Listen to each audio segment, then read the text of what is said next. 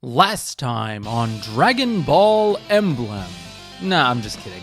I'm not gonna waste your time with a recap before this episode because I've decided that this one and the next one are going to be double loaded. The reason for this is that Triangle Strategy is rapidly approaching, and I'm going to do a similar kind of playthrough for that in the style I'm doing for this one, and I'm gonna have my hands full so you guys get the content accelerated and I get to move on with my life. That also just means you'll get higher quality episodes, so enjoy. For the first time since the start of the stream series, I feel like I can breathe. Things are going well for me. I know I'll be able to tap into a mountain of cold, hard cash soon, but before that, I have two objectives that I need to try and accomplish in the next chapter. Once again, a Night Crest casts a large shadow over the future potential of one of my main units, Oswin, and I'm not going first on this map. Heath is also a recruitable unit who happens to be on the complete other side of the map, and I really need him to not be killed. I've been entertaining the thought of trying to use him recently. He has good growths, and while he'll probably start off slow, his potential value as a high movement flyer will skyrocket as the run goes forward. But priority number one is to grab the Night Crest, and so it was time to do some research. The Night Crest drops from an enemy Cavalier in the bottom right corner who happens to be holding a Lance Reaver. This entire chapter is actually full of Reavers, as a matter of fact, but getting to this Cavalier on turn 1 is impossible. And to add insult to injury, because I'm going second, if I wait until turn 2, there's a large chance that Speedy and his Marcus will get there first. At this point, I've already earned my PhD in Deception, and it was once again time for me to dive into my date with darkness. I cracked open the ROM to do a few simulation tests to see how things would go, but as I expected, there was almost no way to get there organically before Speedy. In a foot race, we technically move at the same pace, but with the turn order, he gets there first every single time. And then, a little idea came to my mind. What if I just moved twice? I had just gotten Ninian in the last chapter, and with her dance, I might just be able to get Sane to reach the tile within range of the enemy Cavalier on turn 1. I tested it from various starting spots until I found one that worked. It all comes down to two very specific tiles. The way our formations work is that the person going first gets to decide where they place their units first. Knowing Speedy, I have a feeling he's either going for the leftmost or rightmost tile, as it visually looks further down. I need this bottom middle tile right here, and more specifically, I need Ninian to be there. If she doesn't start here, and trust me, I made sure that nowhere else works, the entire plan is a wash. The reason is that without her being able to go through her full range of 5 movement and dance Sane from this specific spot, he can't reach the exact tile to bait the Cavalier on turn 1. It is literally impossible from any of the other starting spots. It has to be this one.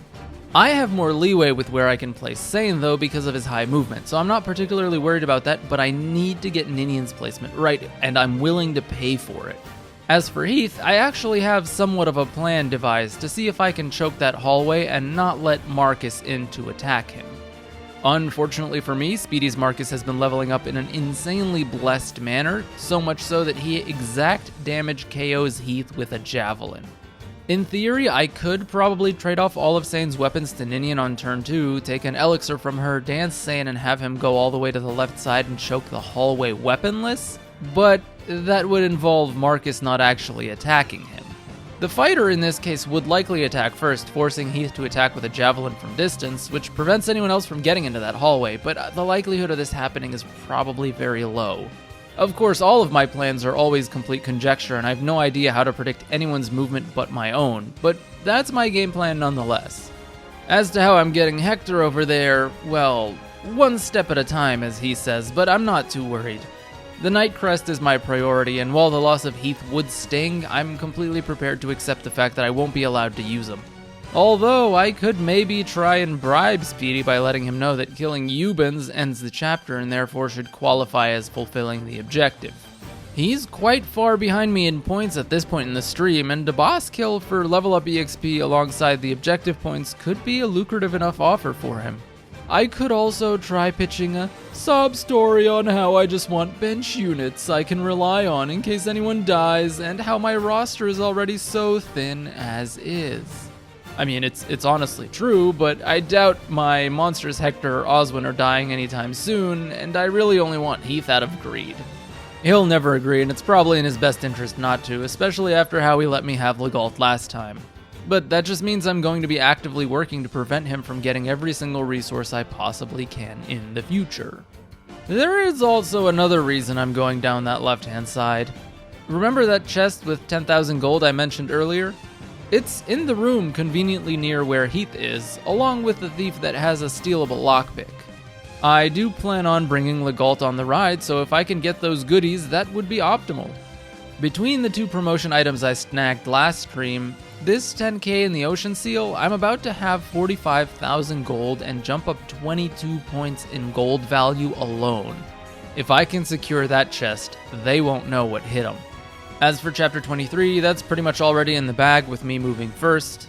I don't think I really need anything else, but grabbing the body ring would be nice if I'm able to.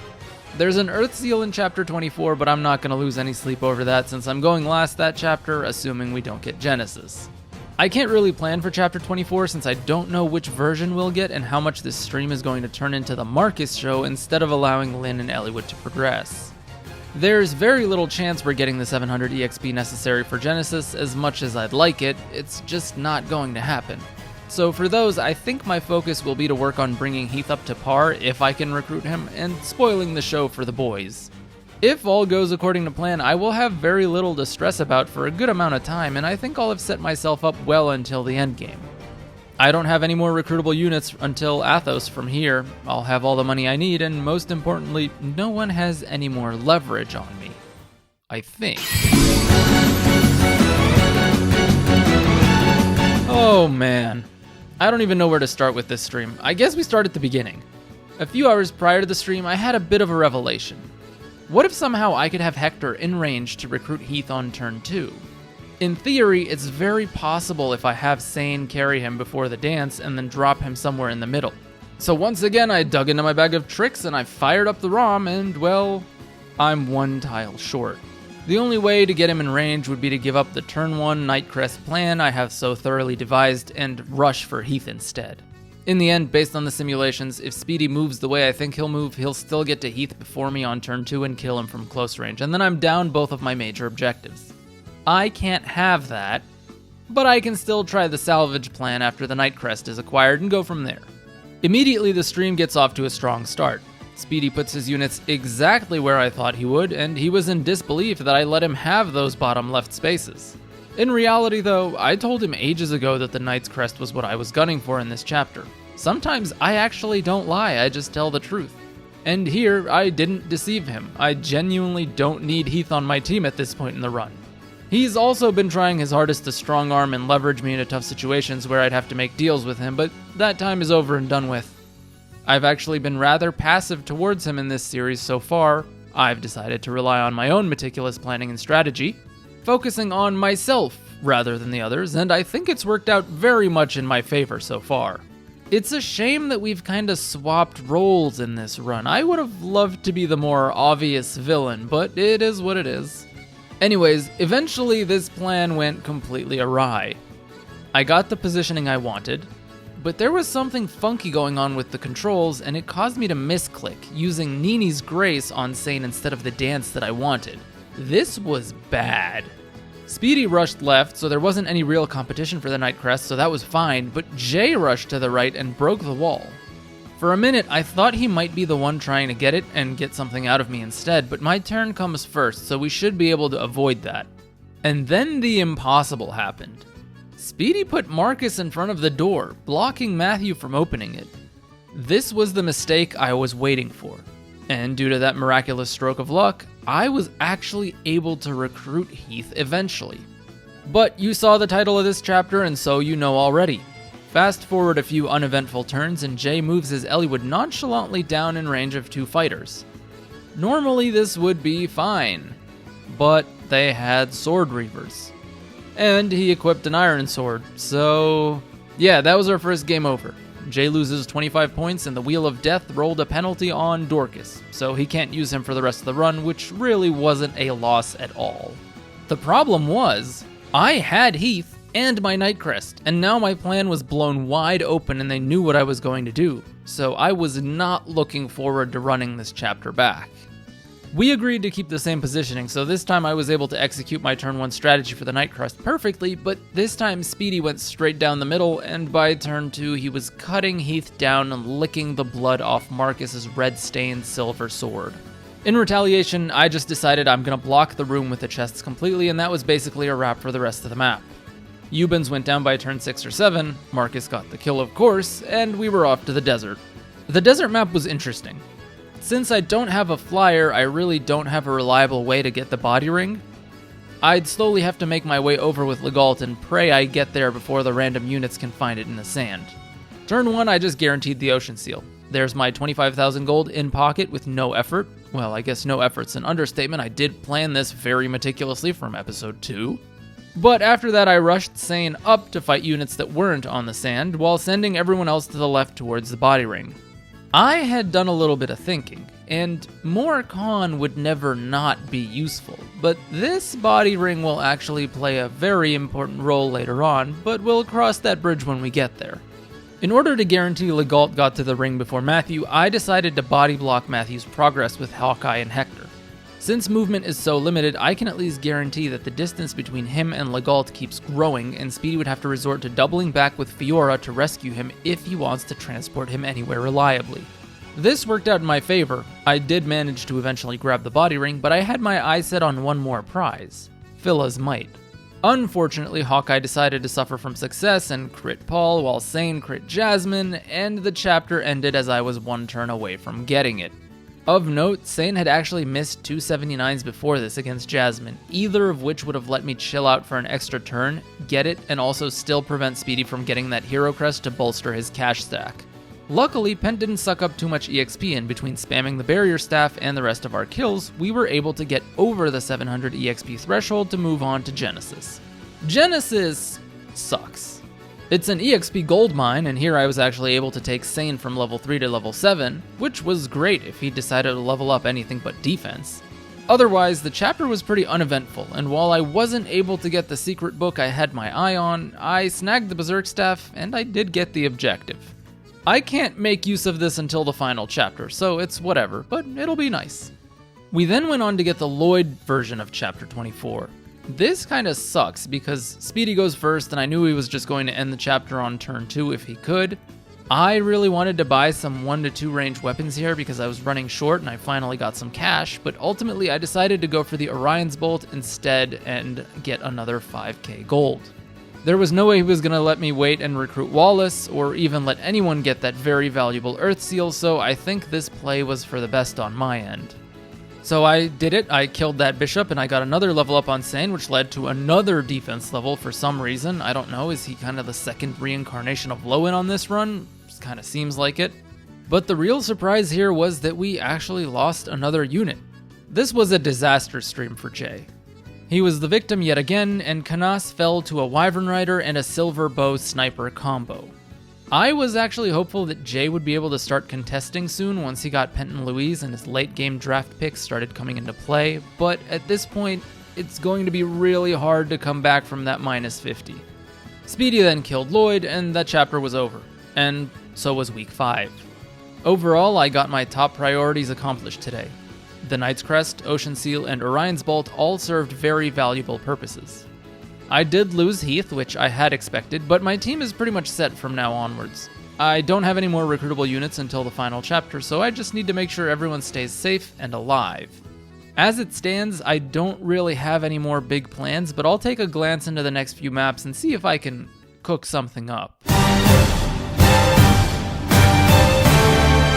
Anyone who's familiar with FE7's mid-game will realize that these maps get very big and very bland very quickly, and that's no exception with the next couple chapters. I found myself looking ahead at the maps and looking at my roster and thinking, there isn't really anything interesting, and there isn't much to spoil for the other two either. Farina shows up next chapter, and I'd rather eat my shoe than let Speedy have her, but chapter 25 is otherwise fairly boring outside of that. Chapter 26 is the Vida chapter, which just takes forever to end with nothing exciting whatsoever going on there outside of Pent joining. And chapter 27 is where things would get interesting between Harkin and Carol recruitments, if anything. We don't even know which map we'll get yet, since a lot of the units that would count towards that were either not recruited or died. But my objective here would be to go for the chests and let Jay and Speedy duke it out over trying to fulfill objectives for the unit that they want. Either way, I decided to be boring and not actually plan anything for this stream, and decided to ad-lib it completely and improvise. What can I say? These chapters are slow and not very action-packed, so in the interest of keeping things entertaining, we actually ended up having some rather chill discussions on stream while we played. I wish I could say there was more than meets the eye going on here, but it really was just that. At one point in chapter 26, I contemplated baiting Vida with Hector and unleashing her on the boys for some fun times, but I decided it wasn't worth it, and they can all get out of the way easily enough anyways. Chapter 27 was honestly kind of interesting. We ended up getting the Jeremy map, which I wasn't expecting, but this meant that I actually had a couple of targets. At this point, Sane has been suffering from a severe lack of resistance, and there's a talisman in this chapter alongside a nice little white gem for another 10,000 gold. That's 5 points. I decided to make those my priority, and maybe if I could get in the way of some door opening, I'd do that and let Jay have Harkin, but I wasn't going to bank on it too much.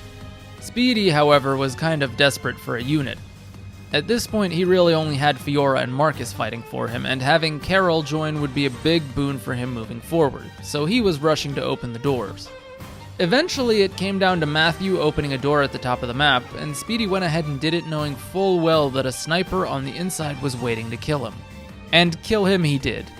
Matthew fell, and I won't say I had no hand in the matter because I was actively pushing from behind with Sane with what seemed to be the intention of blocking that door.